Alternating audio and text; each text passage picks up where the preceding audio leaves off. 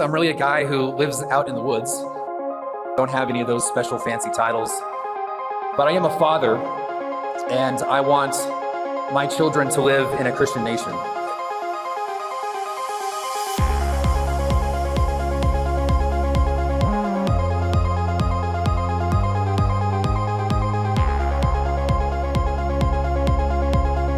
And I want my children to live in a Christian nation.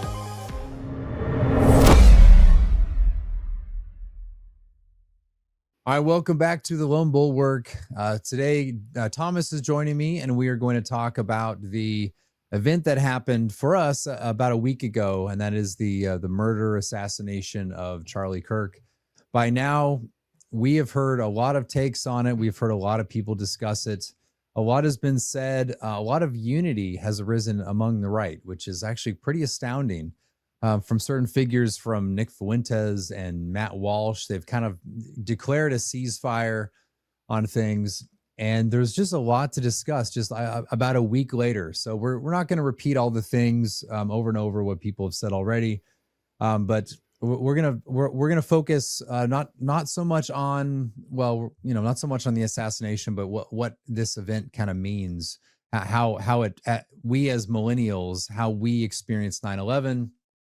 And how this kind of feels like that. It's a bit different, of course, but it feels like something has changed. Something is changing, and it's quite remarkable to watch what's happening. I just saw this morning that the White House posted a tweet that said "One nation under God." We saw J.D. Vance basically quote parts of the Nicene Creed during when he hosted Charlie Kirk's show that time. And so there's Christian nationalist stuff happening. It's amazing how this event, and with all of the sentiment around Charlie Kirk that's occurring all over the place. There's rallies all over the country. I went to one last night in Raleigh. There's rallies happening all over the place. I guess they're vigils, but they also kind of turn into rallies. And it's remarkable what has happened among conservatives and the right, that there is this remarkable unity that Thomas and I saw after 9/11. That was pretty much 95% of the country. 95% of the country was they were waving flags. There was that flag people would put on their car that after a couple of months got all ratty and ragged and like flying everywhere. And we'll see how this lasts, how long this goes. I'm really hoping that the right will stay united for as long as it takes, and because we've identified that enemy. We've identified that enemy is the left, and that the left wants to destroy everything that's good, true, and beautiful. It is a deranged movement. It's, as people say, it's filled with people who are disgusting freaks who, through their resentment, want to pretty much recreate their resentment and their own self-hatred in the world. They'd rather live in filth and see their enemies oppressed and suppressed. That is the right, or anything that is true, beautiful. And it does feel like 9/11, Stephen. You mentioned 9/11. I said this already, but the craziness that people are feeling right now is what it felt like during 9/11. So I think one of the things that we're trying to do in this video is for Gen Z who have not experienced 9/11. And to me, this is kind of like their 9/11, although I think 9/11 was actually bigger because towers are crashing down and then we went to war right after. But I'm not downplaying what's happening right now. My point is, this does feel like 9/11 in the sense of some tragedy has occurred, and people then start feeling, what's going to happen next? Are we going to be am I going to be targeted? Do I have to call my mom or my sister or my wife or brother or my friends? Where should I go? What should I do? And there's a lot of people threatening everywhere. There's division. Instantly, there's division, and also there's unity at the same time. People are quickly getting into different lanes or different sides of a line. And where is that line? And you have this national confusion, national activity, mourning, all kinds of things. we've lived through that already. We lived through one of those events already. And I think that for Gen Z, and maybe even for everybody, it would be good to hear the perspective of those who have lived through something like this, because we made a lot of mistakes. We were lied to. Okay. I'm not like a 9/11 truther. I just mean what happened after 9/11, our patriotism that we felt was exploited. Yeah. The unity that we felt was utilized. And I don't know where this current moment's going to go. Okay. But I think that, Stephen, your perspective, my perspective, others who have lived through 9/11, I think we should talk to the younger generation, or at least talk, and hopefully they listen to our perspective. It doesn't mean we know everything. We don't. It just means we lived through something exactly like this. And it's good to look back and reflect on that and think, okay, what happened that time? How can we avoid the mistakes? How can we improve ourselves? And, for instance, one thing about 9/11 was everybody who lived through it knew exactly where they were when it happened. Mm-hmm. You knew where you were when you got the news. Everybody knew. I was in school. I was in the principal's office at my school. And I know that because that was the only place in school where there was a TV where we could watch what was happening. Nobody else in school knew it except me and the principal and everybody else in his office. And I know where I was when I heard that Charlie Kirk was shot. I know where my wife was because I called her. And you as Gen Z, if you're a Gen Zer, you will probably remember this as well. Where were you? What were you doing? How old you were? And in my opinion, this for Gen Z, this is their adult moment. By which I mean, you're no longer children. After this moment, you're no longer children. You're adults now. It's a rough kick, a thrust, and you're out. The invincibility of youth is ripped away from you. The youthful idealism, you shouldn't let that go, by the way. But just for a moment, that bubble is popped, right? You've now suffered. You've now seen death. You've seen struggle. You've seen opposition. You've seen hate. You've seen evil. And you're looking for answers. To be honest with you, when 9/11 happened to me, I was looking for answers, and answers weren't forthcoming. It was strange to me that some terrorists, some Muslim terrorists attacked us, and then we had to go fight Saddam Hussein. For some reason, I still don't even understand that. Today you have the internet, which we did back then too, but today it's social media internet. It's much different, and there are answers coming from all sides. It's really important to be able to put a coherent narrative to what's happening, to explain why are we suffering right now, before whatever comes next, because there will be some steps that come next. I don't think we're going to go to war against Iraq again for this. Okay, that's not going to happen. But the government will move in some way. Society will lurch in some way, and you will be asked, it'll be demanded of you that you step on one side of a line in that movement and join it. And you really, really need to know why you're doing that before you do it. Stephen, I know you have your experience in 9/11. I had mine. It was just my country's under attack. Toby Keith was writing patriotic songs, and I was just like, nobody's going to attack America, and I need to be that American guy in his song who stands up and salutes. He always recognizes. And I had no idea what I was doing. No idea. Yeah. Today, I don't want to see people join a cause they don't understand. Understand what's going on before you jump in one direction. And also realize you're adults now, Gen Z. You're adults. You've entered into adulthood. You've suffered something, and you've seen. I don't know if Charlie Kirk was 31 years old. I'm not sure if that's Gen Z. Maybe Gen Z is younger than that. But he was a young guy. He was a young man. He had very young children, and in every single way, the future was bright for him. I saw the interview or not the interview, but the video that J.D. Vance gave. Did you see that, Stephen? The J.D. Vance podcast or video yesterday? Yeah, I saw parts of it. Yeah. Yeah, every single person that was brought on that show, like Steve Miller, Tucker Carlson, all kinds of heads of our leaders of state showed up, and different people saying, "We love Charlie Kirk. He was a great guy. We knew him personally." That guy his future was bright, and it was cut off grossly. And I see Gen Z in a place now where they're young, your future's bright, but there are people who want to take control, people who want to celebrate death, celebrate murder. And what happens next for Gen Z? What happens next for all of us? Those are important questions. I don't have the answers. They're just things that you seriously need to think about. There's a time of mourning, and then there's a time of looking ahead. And I think since we can't see the future, we look back to the past.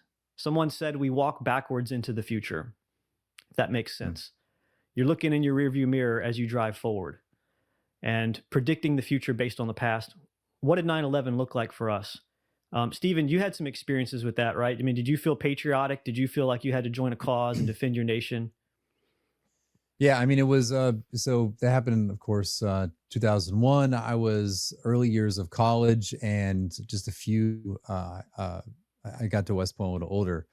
But yeah, 2004 is when I began the application process to go to West Point.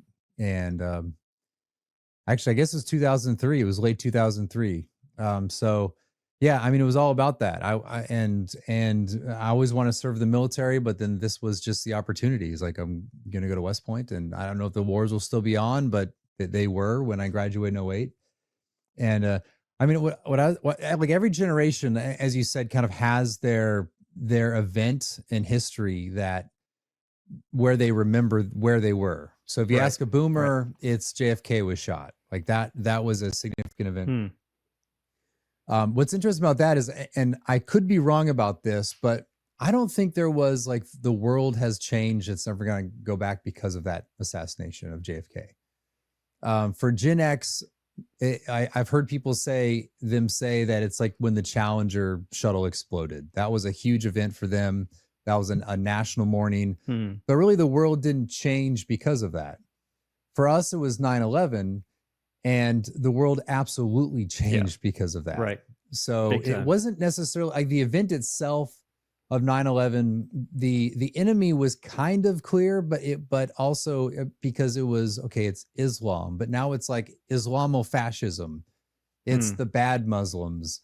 Right. But they're also among us, but they're also over there. So it was kind of unclear. I mean, you kind of had you knew kind of who the enemy was, but there was also a lot of sensitivity around don't offend the Muslims. And of course, we went to Iraq recklessly in 2003. And that really, I was telling a young guy last night, that like it wasn't simply 9/11. It was 9/11 combined with Iraq that really explains even what we've experienced the last decade. I mean, I don't think Trump would have won in 2016 if Bush had not invaded in 2003. Like there was that disillusionment that just came out of that. Certainly I was a part of that. I was in the 90s, late 90s, early 2000s, I was a neocon. I've said this many times. I was like, I supported George W. Bush, first guy I voted for. I waved the flag for the guy, believed in the Iraq war in 2003. I even went to I was a counter protester in an anti-war protest in San Francisco in March of 2004, I believe it was. A year after the invasion. And then it's years after that of disillusionment, reminding me of my father giving me these Pat Buchanan books, me looking up Pat Buchanan again and realizing that's when I became paleoconservative. But everything kind of, the world changes as the meme goes, right? The world you grew up in or whatever it is has utterly changed. I thought for Gen Z, the central moment was COVID, but that was also spread across, and I think that would have been, if not for this event, COVID certainly changed everything because of the lies and the abuse of power and all that people experienced. Like the rise of the new right is in part explained by a reaction to the COVID hysteria. But I think you're right. Like this is this is the sort of event, like people remember certain things about COVID, like this and that experience with the mask and all that. But this is one of those where you will remember the exact moment that you heard about it. For me, I was in my kitchen getting my house cleaned up, and this guy walks through the door and says Charlie was shot. So I'll remember that for the rest of my life. But yeah, I think for COVID, Stephen. Yeah. Sorry if I could cut in real quick. I think for COVID, it felt like it was a dream, like a bad dream that you just kind of slipped into. But with this, it feels like you're waking up into a nightmare. Like so COVID's kind of like, what's going on? Is this really happening? Well, and then it just kind of faded away, and let's not talk about it anymore. Let's forget about that, like a dream. But this is like, bam, and you're shocked into wakefulness and consciousness and awareness. Yeah. And you know it's like, that it's you're like living a call through of conscience. Yeah. Consciousness. Yeah. And that's in COVID. We were we heard about it in December and January, this thing, and we kind of eased into it, and then a long haul of all the restrictions. But I think you're right that this is a moment where, like 9/11, things are the world will change. But this, you're right about in 9/11, it was exploited for evil ends.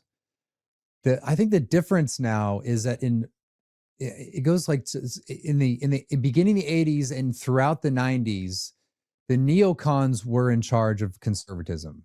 Like there was kind of the battle in the 80s between paleocons, and this goes back all the way to the late 50s, but the paleocons were shut out. Like the anti-war, anti-interventionist, let's look at home sort of people, they were out. I mean, Pat Buchanan lingered on for a while in the public eye, but that was it.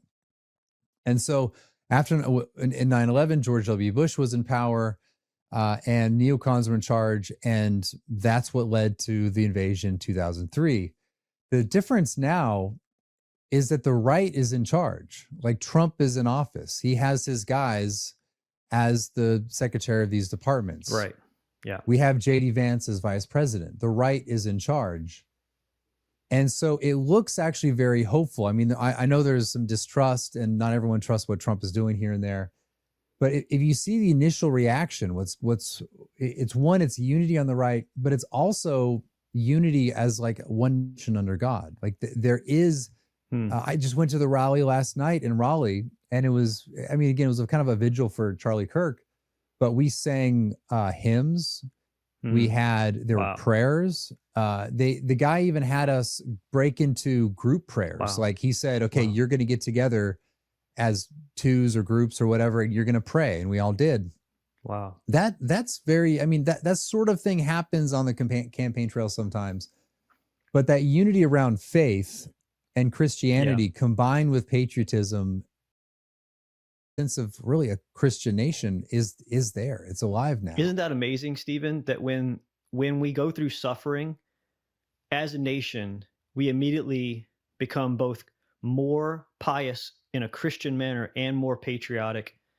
That, I mean, the whole idea, like you wearing your shirt, Christian nationalism. Yeah, man. And you've got the book, and we've been talking about this movement of Christian nationalism, and people mock it.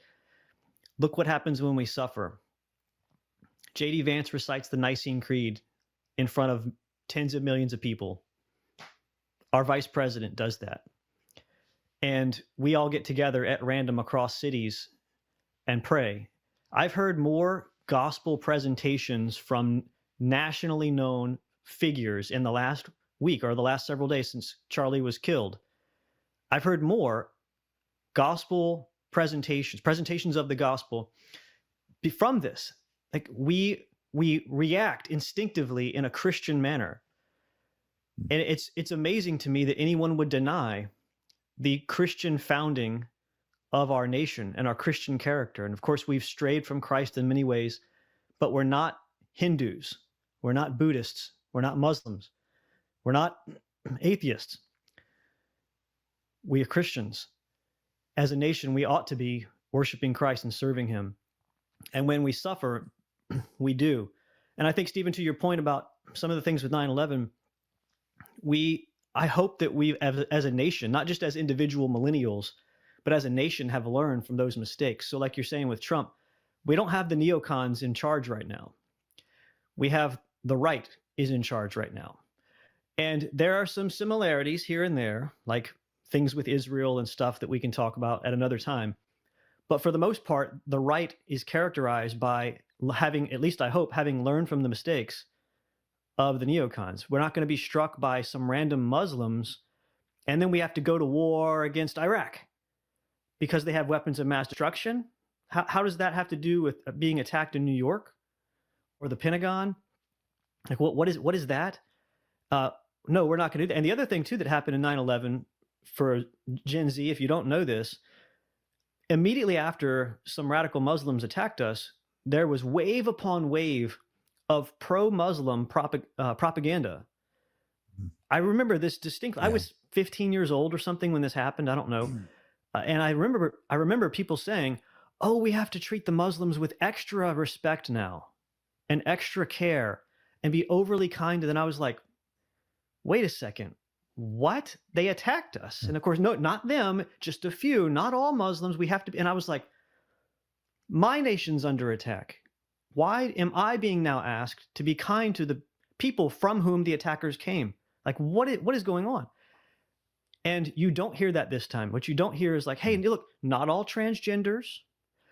I have great transgender neighbors. You don't hear Russell Moore, or David French, or whoever else evangelicals talking about that. You don't have the leaders of the nation talking like that. You have rather J.D. Vance saying there's no unity with people who want us dead.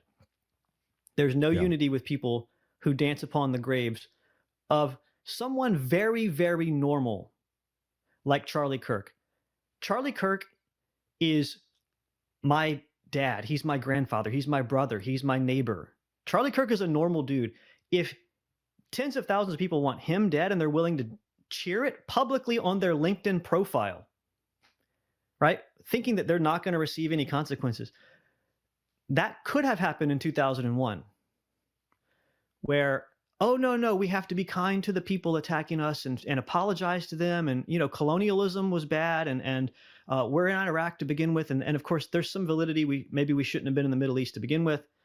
But why are we being told that? Well, we're not being told that this time. It's completely different this time. So I hope that we have learned from our mistakes in the past in these grand $1 trillion, 2-decade-long invasions that kind of just fizzle out. And I hope that we've learned also from the leftist propaganda machine that you should somehow have this, what's the syndrome where the prisoner ends up loving the people who imprison him? I forget what it's called. But you're basically loving the people that are attacking you and tolerating them more. Stockholm syndrome. Stockholm syndrome. Yeah. There's none of that coming from our leaders. My only concern, just for Gen Z, just be aware here, is, Trump is in office for another 3.5 years. JD may be voted in. I don't know. But it's possible that all of this gets reversed in a few years. So our stance toward how we fight this, right?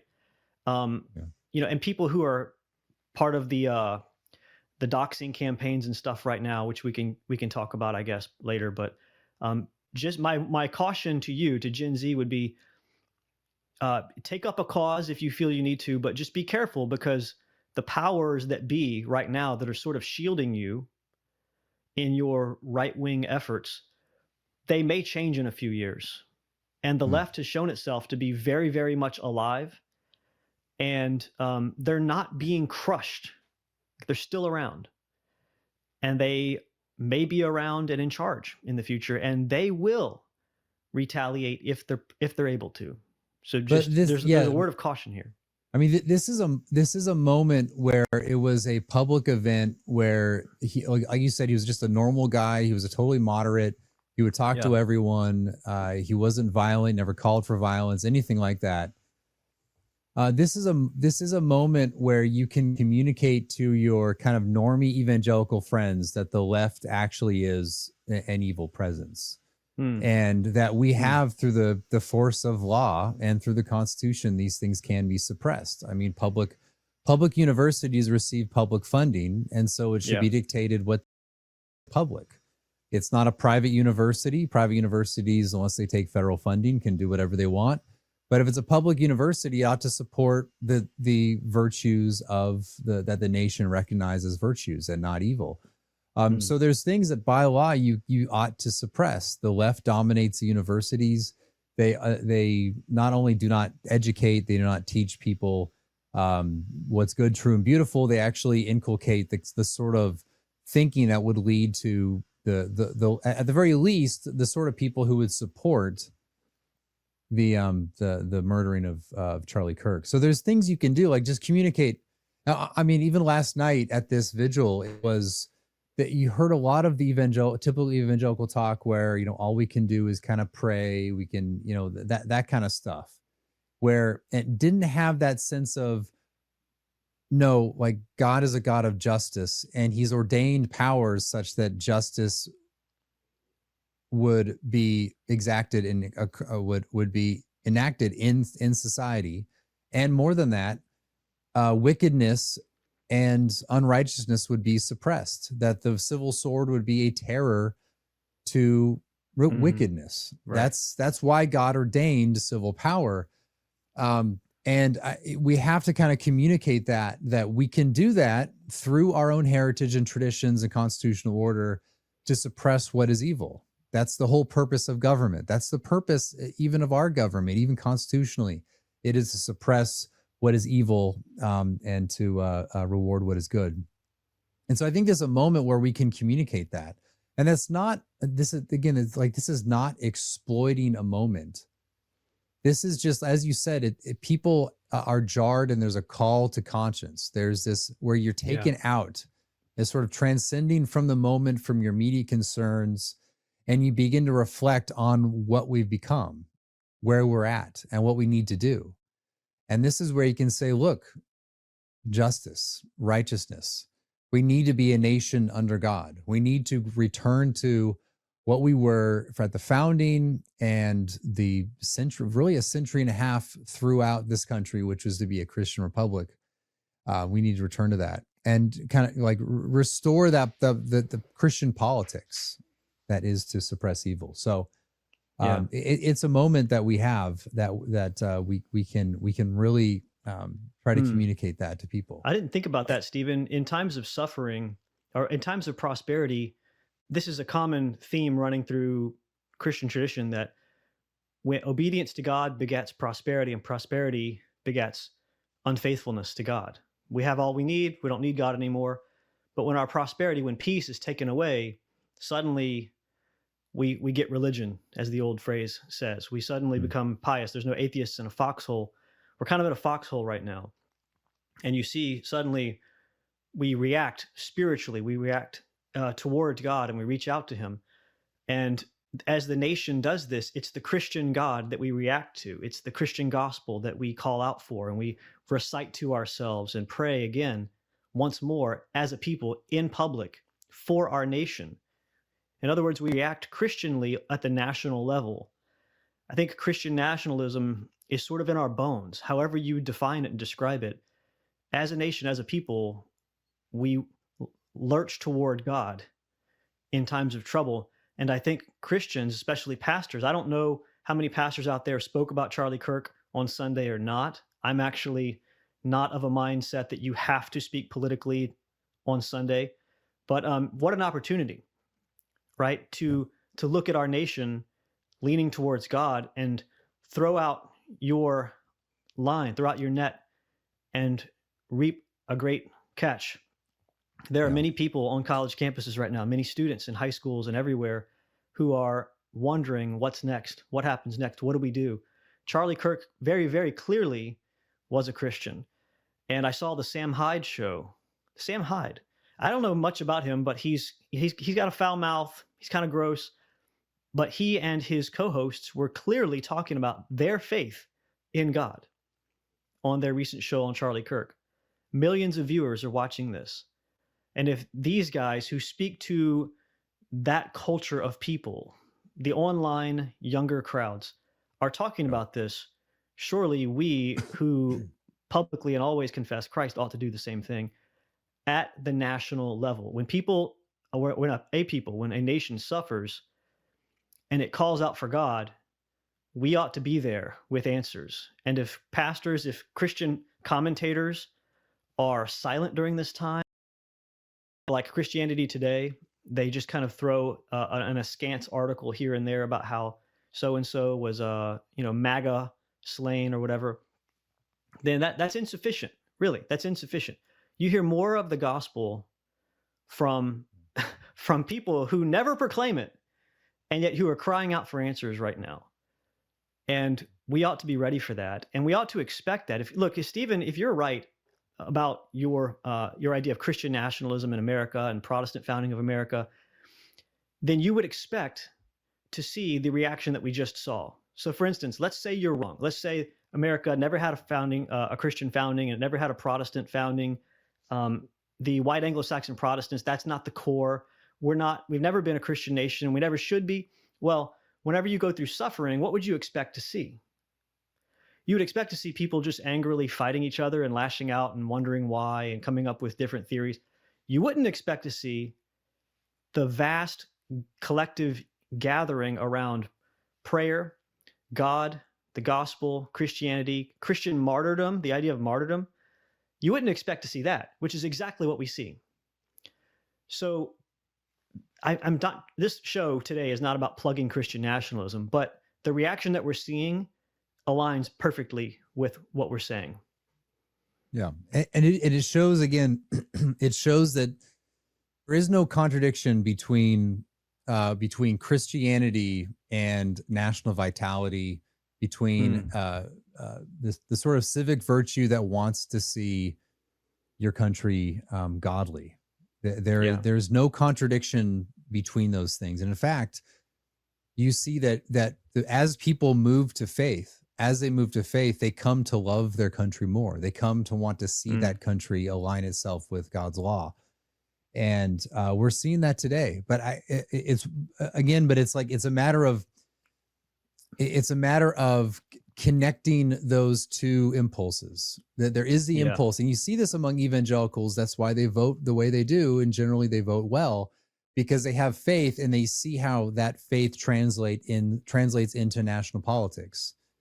But they don't. I just in general don't think they have the theology to connect those together. They have the two sentiments and they act properly. I just don't know if they're thinking the right way. And this is our opportunity to kind of connect those two sentiments. Well, I think one good way to do that, faith and Stephen, civil justice and righteousness actually not only are they not contraries, they are together. They are. This cat keeps jumping on my lap. They actually support one another they align. I think one good way to do that, Stephen, is to point out that Charlie Kirk himself embodied this in his own way. He was a Christian who loved his nation. He was a Christian man, faithful to his wife, faithful to his children, faithful to his God. He often promoted Christianity from his national public platforms, and he loved his nation. He traveled the nation talking to the people of the nation, trying to dialogue and reason with them, which, by the way, is a very Christian thing to do, like St. Paul did. He went to the Areopagus and reasoned. He stood in the marketplace and reasoned about Christianity.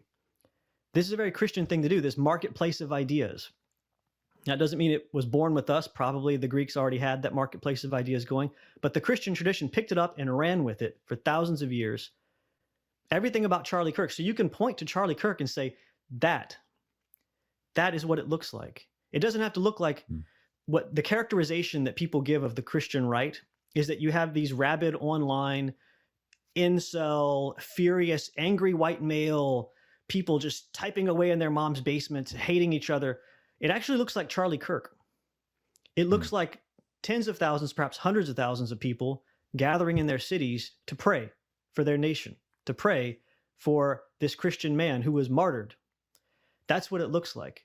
What it doesn't look like is a tepid Christianity Today article or a completely silent vanguard of the Christian moderate who won't even talk about this. That's not what it looks like. It looks like Christian men who stand up and love their nation and love the people of their nation and speak for it and pray for them.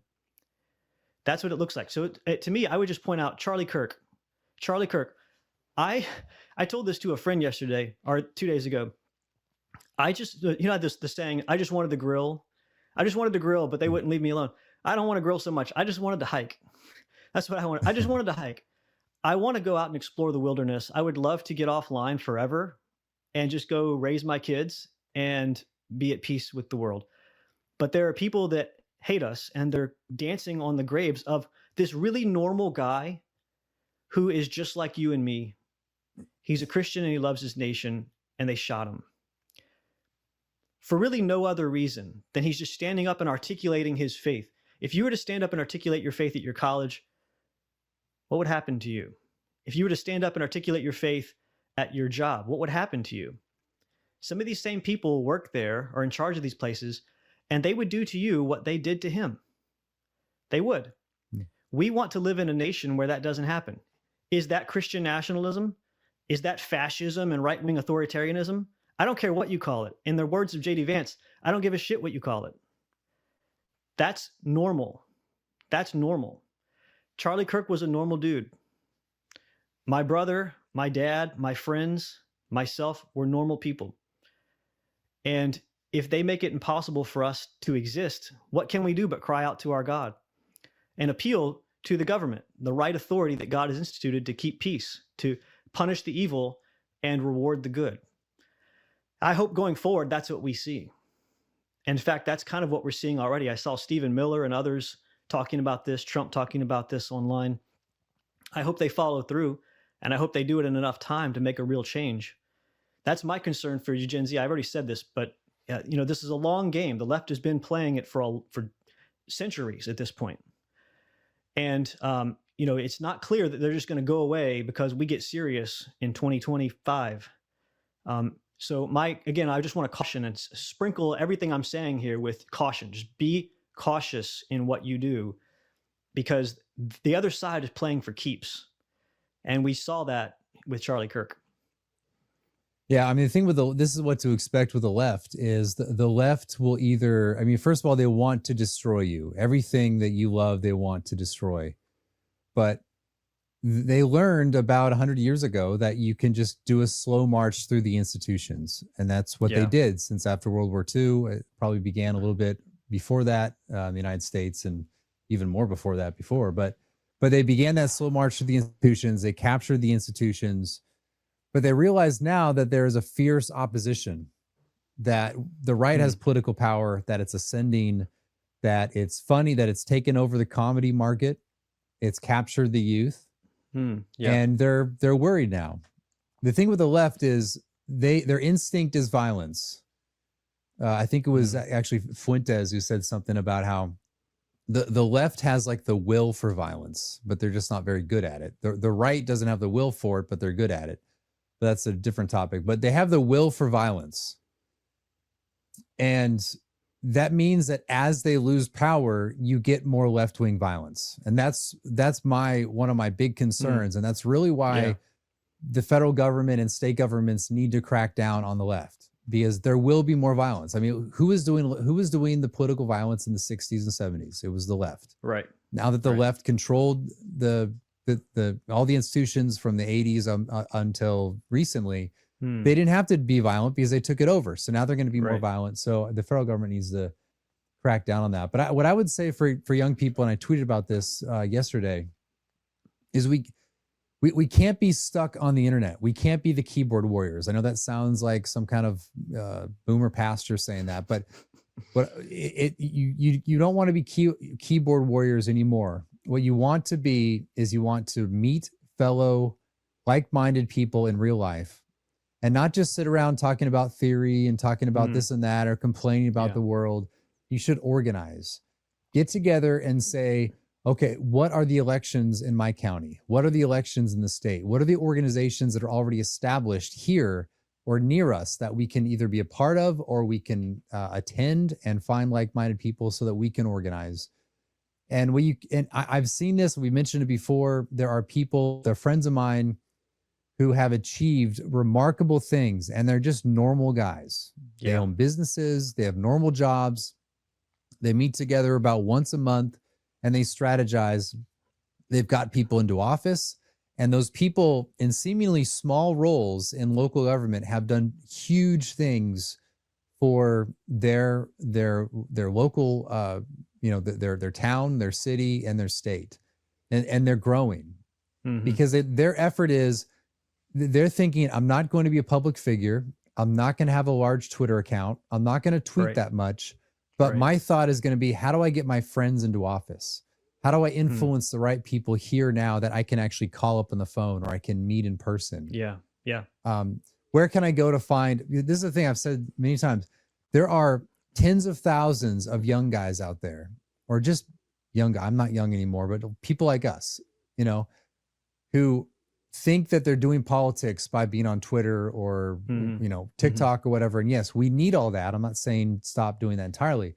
What I'm saying though, is that what actually works is you have to think about winning. Like you can own the libs on the internet, and we need people to own the libs on the internet.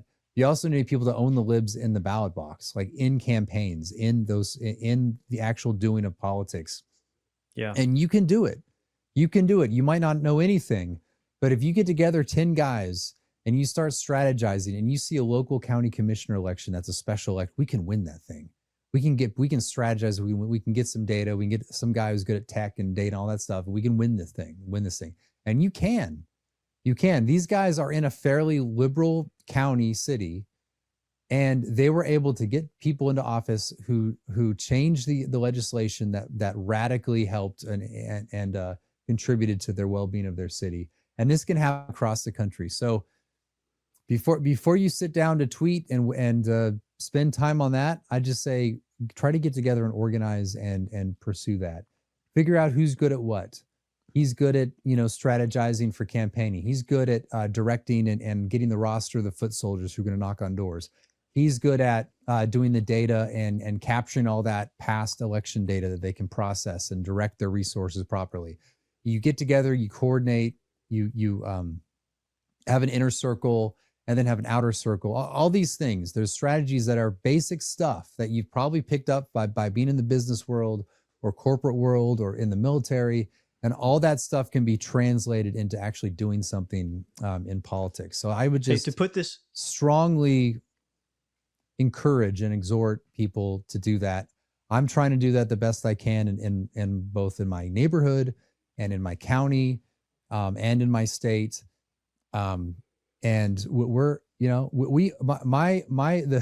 a bunch of boomers around me, we might be able to destroy this horrendous building project that's near in our neighborhood. That's awesome. And we're close to doing that. So you can do that sort of thing too. Even the little things, the mundane stuff, the stuff that you're not going to get rewarded for, you're not going to get praised for, except for your inner circle of friends who are going to look at you and say, that's awesome. That's great. You did that. And just pursue that stuff. One way of putting this too is that your enemies will attack you in real life. They'll attack you online, but they'll attack you in real life too. So you need to have a network of friends in real life that can support you and back you up. You can strategize and network with. It's just healthy, right? It's smart. Think about Charlie Kirk's wife. She's without a husband now. Who's going to provide for her? Who's going to provide for his kids without a father? Charlie Kirk had friends all over the nation, friends in high places, friends in low places. I'm pretty sure that his wife and children are going to be well protected and well taken care of as much as can be without a father. But they're not going to go hungry, and they're not just living in a hotel right now wondering what's going to happen.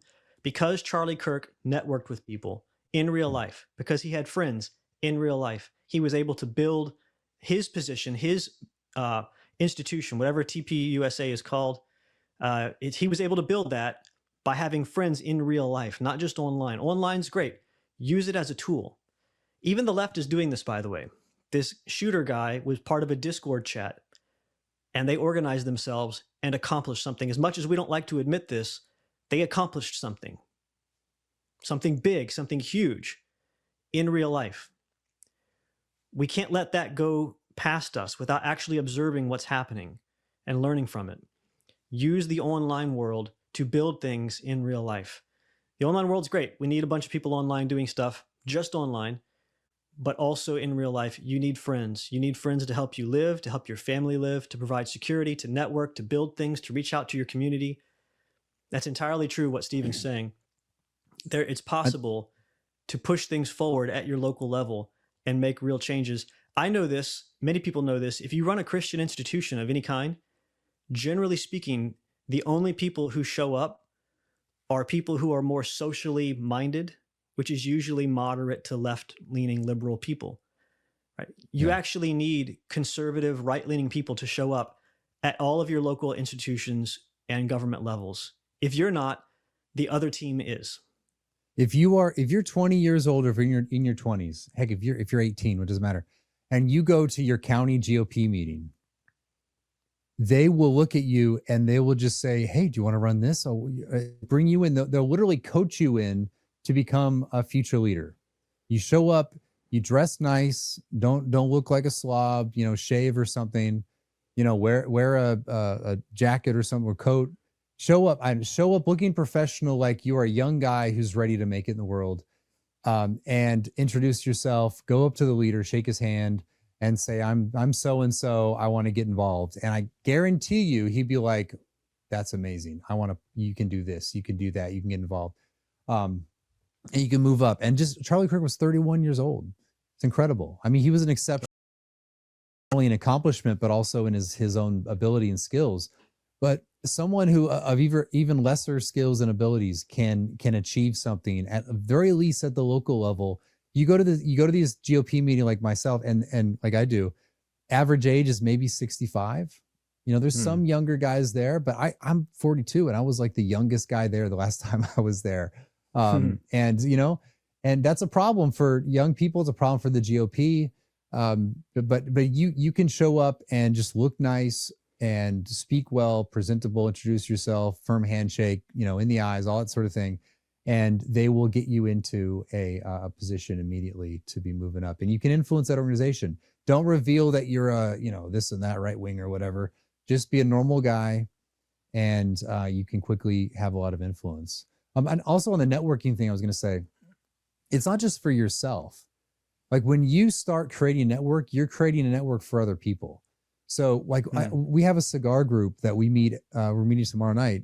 Oh no, tonight. And it started off with like 4 of us. And at one meeting, maybe 2 months ago, there was like 30 guys there. Wow. Last night when we went to the vigil/rally, there were, I think, 15 guys from our group that showed up. And so and most of these guys, you talk to them and they were, I don't want to say isolated as like your stereotypical, like, incel or whatever. Most of these guys are married with kids, but they were kind of isolated from having a friend group that was not online. And now they can meet together, and now it's like a sort of brotherhood. It's like if someone's needs a job or whatever, you can help and aid people, help people out. You talk about your family, talk about your faith. And you're networking for other people. And then there's a contagion to it where it begins to network out. Now they have their own sort of nodes of networks out. And not only is that a resource for you in your political action, it's also, like you said, Thomas, it's this place where you can, as guys, like-minded, can kind of, as they say, do life together. It's not only loving yourself, it's loving your neighbor, it's loving your brothers in Christ. And so do that. And I know that is happening. The other thing that happens is once everyone kind of, there's, being in this world now, there's like extended networks where I can call a guy who knows another guy. I don't know the other guy, right? But he knows the guy. And so if this other guy says something about me that's not true, and I'm like, "Hey, what's going on here?" I can talk to this guy who talks to that guy, and that relationship is resolved. Like that tension is gone. And it means, and I've had so many people tell me, "Hey, I know this guy and he's a good guy. I know this guy, but yeah, he's doing something a little bit different, but you need to tolerate it because he's a good guy." Like we have this language we speak about with each other. And that creates unity. That means that you don't counter signal that guy because you understand, okay, he's trying to capture this demographic and he's trying to do this, that demographic. And you begin to unify throughout this network, because online it's very easy just to kind of pop off and say, why are you saying this? Why are you saying that? But if you actually know people in the extended network, you realize that people are doing different things for different reasons. They are on your side, and there has to be a united front. And so it's just in general, in real life connections are just vital to that. It also grows people too. I mean, I know one guy who, for whatever reason, the last year, he's just been on this spree of just attacking people. And then he was brought into one of these networks, and the guys were like, look, I understand, but you should chill out a bit. You should get offline a little bit. You should join with us and do politics. You know, channel all that energy you have to doing what we're doing, and you'll be happier, more successful, and it's more rewarding because, by the way, we're winning. We're winning, and you can be a part of this winning team. You don't have to be just frustrated online constantly. So there's just a lot of benefits, not only for our nation, but for yourself, for your friends, and just, you know, do it. Yeah. Yeah. My last thing I have for you, for Gen Z, is from a millennial perspective, life goes by really quickly as you get older. And now you are older already. You've passed through a portal and life goes by quickly. Make the most of the time, redeem the time, and don't give yourself to causes that are corrupt. And just so you know, from our perspective, we have tried as best as we could to correct the mistakes of our generation and the leaders of our generation who were boomers, to be fair. But hopefully you're in a better position to weather the storms of life that come to you and to this nation. And hopefully we don't make all of the same mistakes this time around that we made in our 9/11. But my hope for you and for my own children, who are, I guess, the next generation after Gen Z. So there's a generation after you, by the way. So you're adults now. You'll be old eventually. Yeah. Do what? Yeah. Yeah. We're wanting you to be better off than we are. I mean, we're in the next generation, the same thing. Hopefully you've gained something from this. I mean, we're still working through this ourselves, how to process this. I'm hopeful that our government currently has learned things and is correcting course and will handle this better than it handled past issues. And again, my only concern would be, and again, this is a word of caution, I said it twice already, the government changes hands every couple years. Unless we vote Vance in again, unless the left is completely destroyed or something, and they never rise back up, you know, there's going to be problems in the future. There's going to be retribution, reprisals, vengeance, vigilante justice. And you really, really, really need to take that seriously. Charlie Kirk is an example of this. Not that he didn't take it seriously, but these sorts of things are sneaky. It's spy warfare, it's ambush, it's treason, it's treachery, betrayal. And they're using a different moral code than we are, which we won't allow ourselves to do some of the things that they do. So if you're online and you're posting, or if you're in real life and you're making a big impact, you need to have all kinds of contingency plans for yourself, for your family, for your friends. And you need to really, really take that seriously. If you're online posting, you need to be prepared to suffer. Okay, that's not a threat. I'm just saying the left itself is threatening anyone who looks like Charlie Kirk, anyone who's a grill bro, anyone who wants to play golf on the weekends and his time off and just loves America and wants to pray and doesn't want his children to grow up having their bodies chopped up and filled with drugs and wickedness. They want you out. If you think that, it's not just the fascists and the rightists, it's normal people. That's who they're warring against. And if our government can fight against that and destroy it, great. In my opinion, it'll probably take decades to root that out unless there's extreme, swift violence, which, you know, Stephen Miller's in power. Maybe he can do that. He speaks pretty determinedly. But again, for you, just be careful. You're probably not going to be shipped off to the Middle East to go fight a decades-long war. That's not going to happen. What will happen is you get caught up in an uncivil war in our nation, and great things could be destroyed. And there's a lot of ruin that could happen. You really need to protect yourself with a band of friends, a group of friends and family that all trust each other, that are loyal to each other, and that are willing to help each other no matter what. Focus on that now, build now. Yeah.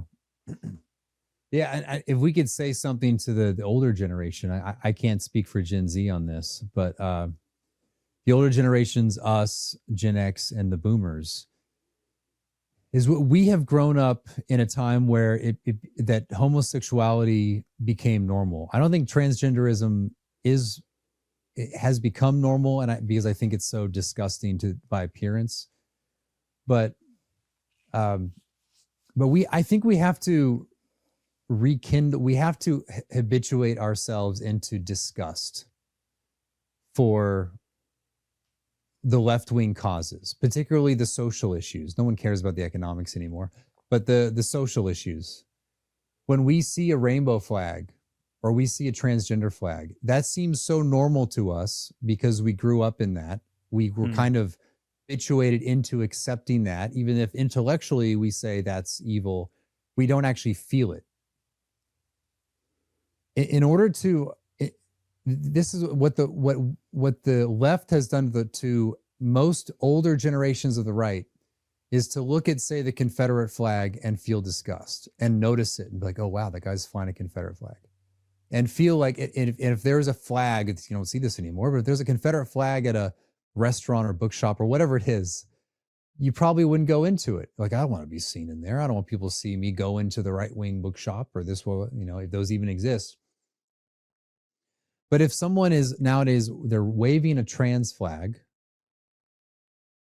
is that going to, if you look at it and don't feel repulsed by it in the same way you'd feel repulsed about a right-wing sin, then something's wrong with you. There's something's wrong with you. And you ought to tell yourself, I need to feel disgusted at that. You need to habituate yourself. You need to get into the habit of looking upon left-wing degeneracy and feeling disgust. That has to happen. Otherwise, nothing is going to change. You have to feel that. You have to. Why has the so-called racist right, been suppressed in this country? Because people were trained to feel disgusted at, racism. The same thing has to happen with the left and with left-wing causes as well. We have to think like that. We have to feel that disgust. I was just walking down Raleigh, and there was a big trans flag, and I had to walk underneath it. And it seems so normal to see that stuff. And I'm with friends, and we look at each other. We don't get shot because there's people around us who are probably carrying guns. Not friends. We were, but it would have been a firefight. But yeah, we have to do that, and the older generations have to get back into that. Otherwise, I think another thing about the caution that you've mentioned a few times, I saw like Elon Musk posted a video of Charlie Kirk probably a decade ago, like saying that we should accept gays in the conservative movement. There is that element as well. There are going to be people who are basically liberals like Elon Musk, or techno liberals or techno right, whatever it is, who are going to try to use things that Charlie Kirk has said over a decade and more to try to keep us in the same conservatism for the last 10 years. That, I think, is one of the fights we have to have. I agree with unity for people who are on our right, but for people who are in this kind of modern liberal techno right thing, where they're accepting, it's essentially modern liberalism. So it's like a type of almost like libertarianism with the sort of techno futurist element to it. That has to also be, I think, questioned, or really nothing's going to change.